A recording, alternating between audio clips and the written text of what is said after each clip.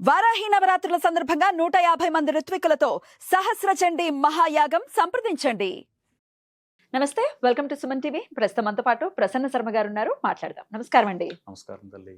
బహుశా ఇంత సింపుల్ గా నేను ఇంట్రడ్యూస్ చేసింది నా జీవితంలో మొదటిసారి అనుకుంటా. ఇంత సింపుల్ గా ఎలా ఉన్నారండి? వేదం చదువుకుని అవన్నీ అక్కర్లేదు అని అనటం ఏమిటి అసలు? అక్కర్లేదు అని కాదు తల్లి, ఉన్న పరిస్థితులకి మన గురించి మనం చెప్పుకోవడం కంట మన దగ్గరకు వచ్చిన వాళ్ళు మన గురించి తెలుసుకోవడం అనేది చాలా ప్రశస్తమని నా ఉద్దేశం. చాలా అరుదుగా చూస్తూ ఉంటాయి ఇలాంటి ధోరణి, లేకపోతే ఇలాంటి ఆలోచన విధానం.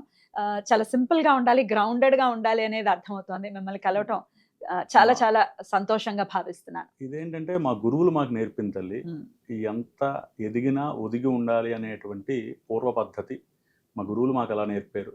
ఎంత చదువుకున్నా వారు మన దగ్గర ఎంత జ్ఞానం ఉన్నా ఇంకా ఏదో తెలుసుకోవాలి. ఎందుకంటే శాస్త్రం అనేది సాగరంతో సమానం.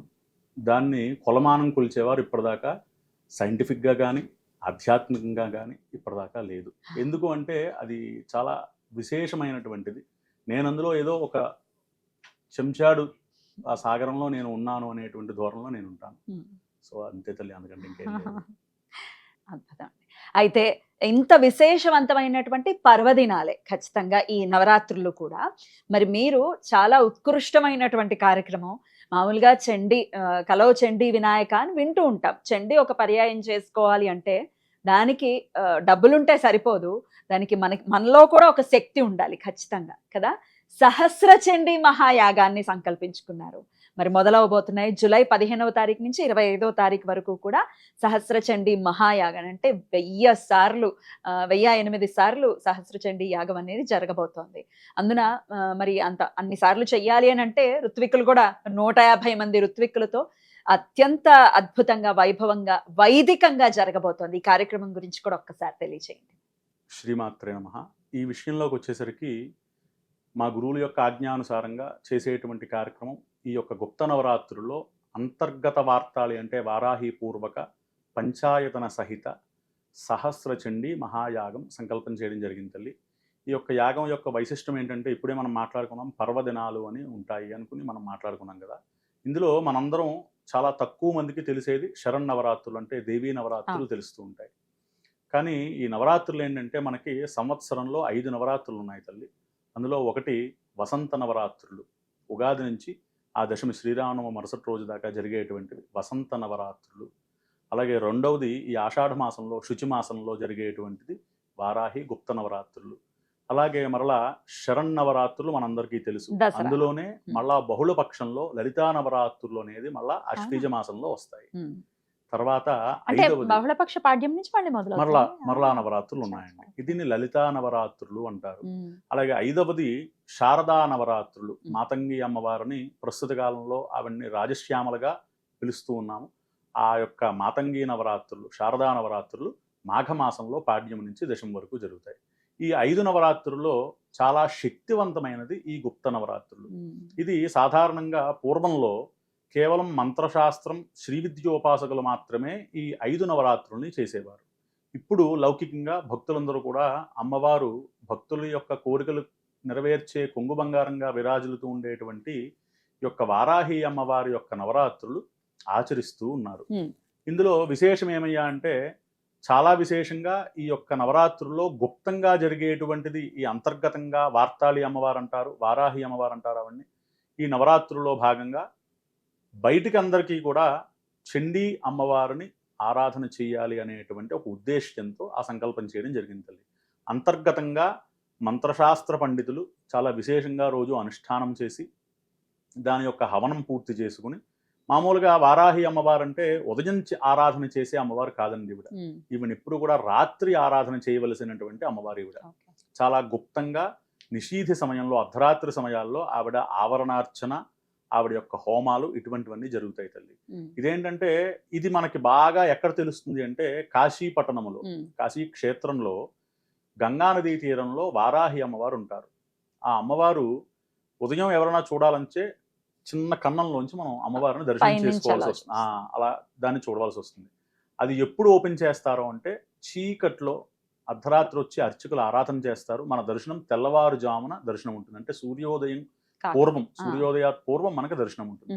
ఇది మనకి తెలిసినటువంటి వారాహి అమ్మవారు చాలా ప్రశస్తం. అప్పుడు నేరుగా చూడొచ్చండి. అది తెల్లవారుజామున బ్రహ్మ ముహూర్తానికి ముందు ఆ యొక్క ఆలయాన్ని ఓపెన్ చేస్తారు. అంటే వారు ఆరాధన కంప్లీట్ చేసుకుని ఒక 10 నిమిషాలు మాత్రమే అది కూడా దర్శనం చేసుకున్నాక మళ్ళీ ఆలయాన్ని మూసేస్తారు.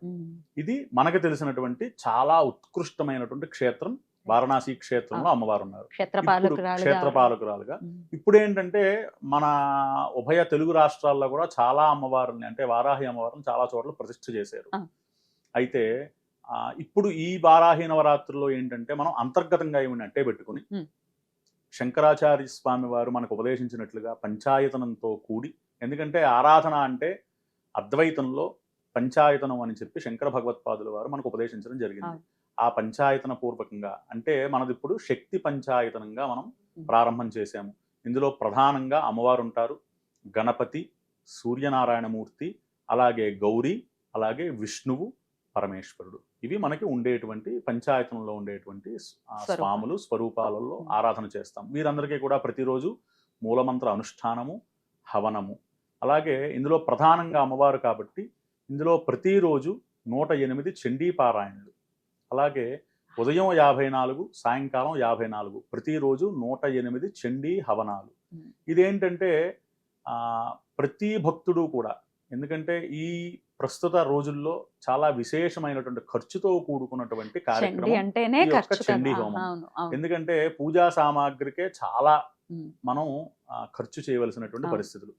ఇటువంటి దాంట్లో ఏంటంటే మా సంకల్పం ఏంటంటే, ఉన్నవారు అంటే ఆ స్తోమత ఉన్నవారు ఉంటారు, అలాగే స్తోమత లేనివారు కూడా ఉంటారు.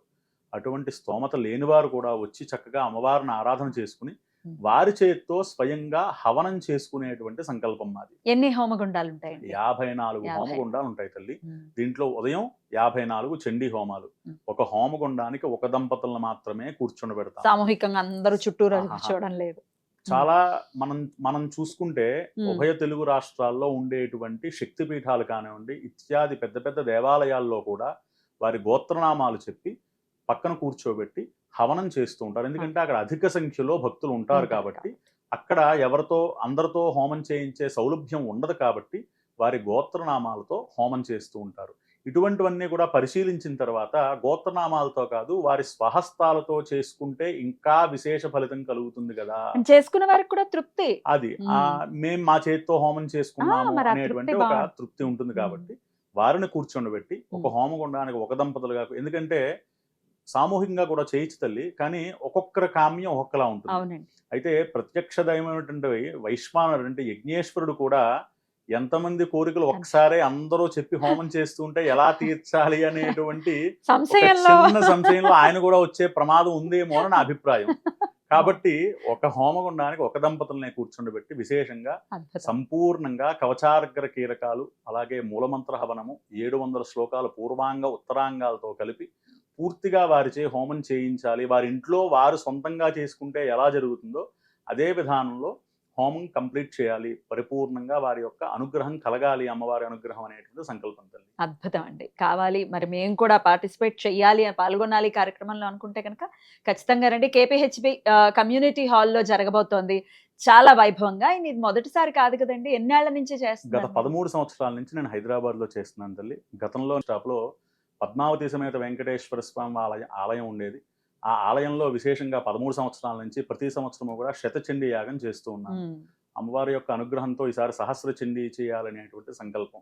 ఇదేంటంటే ప్రస్తుతం కాలమానంలో మఠాలు పీఠాధిపతులతో సహా సహస్ర చండీ అంటే 1000 పారాయణలు 100 హోమాలు చేస్తూ ఉంటారు సాధారణంగా. కానీ మా గురువుల ఆజ్ఞానుసారంగా చాలా పెద్దవారి యొక్క సలహాలు సంప్రదింపులన్నీ కూడా తీసుకుని హోమము యాగము అంటే ఖచ్చితంగా హోమం జరగాలి, పారాయణతో సరిపెడితే కుదరదు, 1000 పారాయణలతో పాటు 1000 హోమాలు కూడా జరగాలి అనేటువంటి సంకల్పం పెద్దవారి యొక్క ఆజ్ఞానుసారంగా చేయడం జరుగుతుంది. అద్భుతం. చాలా ఉత్కృష్టమైనటువంటి కార్యక్రమం. పాల్గొనడం అనేది ఇంకా అమ్మ దయతోటే జరుగుతుంది, మనం అనుకుంటే అయ్యేటటువంటి కార్యక్రమం కాదు ఇది. సో ఖచ్చితంగా ఇక్కడ ఉన్న వాళ్ళు, మేము పార్టిసిపేట్ చేయాలి అనుకునే వాళ్ళు స్క్రీన్ మీద కనిపిస్తున్నటువంటి నంబర్స్కి కాంటాక్ట్ చేయండి మరిన్ని వివరాల కోసం. చాలా అద్భుతమైనటువంటి కార్యక్రమాన్ని సంకల్పించుకున్నారు. ఇది అమ్మ దయతోటే జరుగుతోందని మనస్ఫూర్తిగా నమ్ముతూ, ఇంకా అసలు ఈ కార్యక్రమాలు ఎలా ఏమేం జరుగుతాయనేది వివరణాత్మకంగా ఇంకా వచ్చే వీడియోస్లో మాట్లాడుకుందాం. నమస్కారం అండి. నమస్కారం తల్లి.